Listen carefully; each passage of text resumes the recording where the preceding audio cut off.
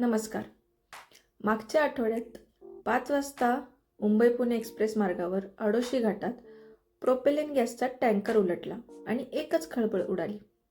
महामार्ग पोलिसांना ही बातमी कळताच त्यांनी तात्काळ मुंबईकडे जाणारी लेन बंद केली आणि इथूनच मोठ्या ट्रॅफिक जॅमला सुरुवात झाली. टँकर तर उलटला आहे, त्याला काय, क्रेनने उचला आणि मोकळा करा रस्ता, अशी प्रतिक्रिया येत होत्या.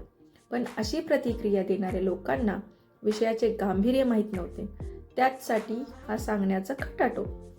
सामान्य लोकांना रस्त्यावरून फिरणारे पेट्रोल टँकर माहीत आहेत, परंतु परवा जो उलटला तो प्रोपेलिन गॅस टँकर होता. पेट्रोलचा टँकर उलटला तर तो क्लिअर करणे तुलनेने सोपे असते, कारण पेट्रोल डोळ्यांना दिसते.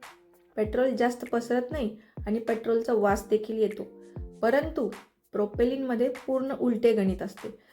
प्रोपेलिन गॅस दिसत नाही, तो बेमालूमपणे हवेत मिक्स होतो. मिक्स झालेला हा गॅस वाऱ्यासोबत सर्व दूर पसरतो आणि सगळ्यात मुख्य म्हणजे ह्या गॅसला वास नसतो.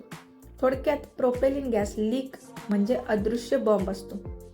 स्वेटर घालून खुर्चीवर जसं बसल्यावर अचानक आपल्याला छोटासा स्टॅटिक करंटचा शॉक लागतो, तसंच छोटासा स्टॅटिक चार्ज देखील प्रोपेलिन गॅसचा भडका उडवायला खूप असतो. त्यामुळे घटनास्थळी क्रेन उपलब्ध असताना देखील क्रेनने टँकर हटवला गेला नव्हता, कारण जरा जरी घर्षण झाले असते तर होत्याचे नव्हते झाले असते.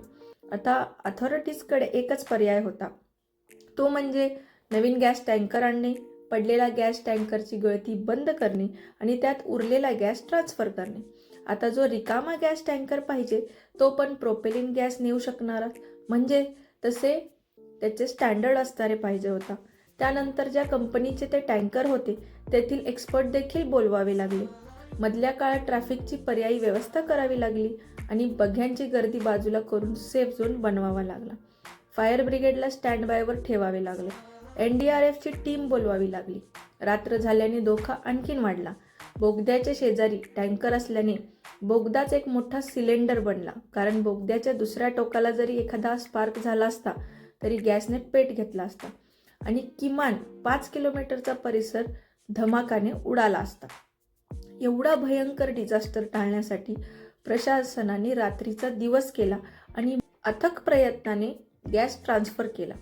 जरी सगळे काम झाले असले तरी अजून एक धोका होता, तो म्हणजे एवढ्या वेळेत हवेत मिक्स झालेला गॅस.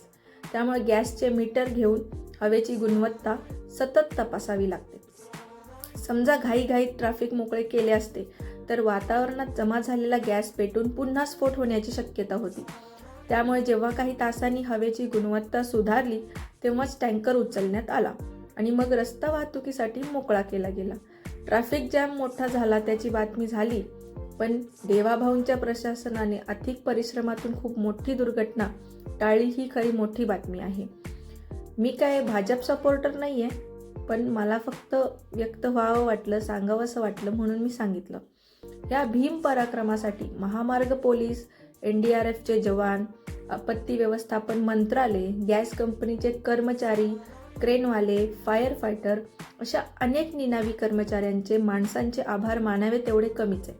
त्यामुळे इथून पुढे एखाद्या गोष्टीला जज करण्याऐवजी त्या गोष्टीला, त्या वस्तुस्थितीला, त्या परिस्थितीला समजून घेण्याचा प्रयत्न करा. धन्यवाद.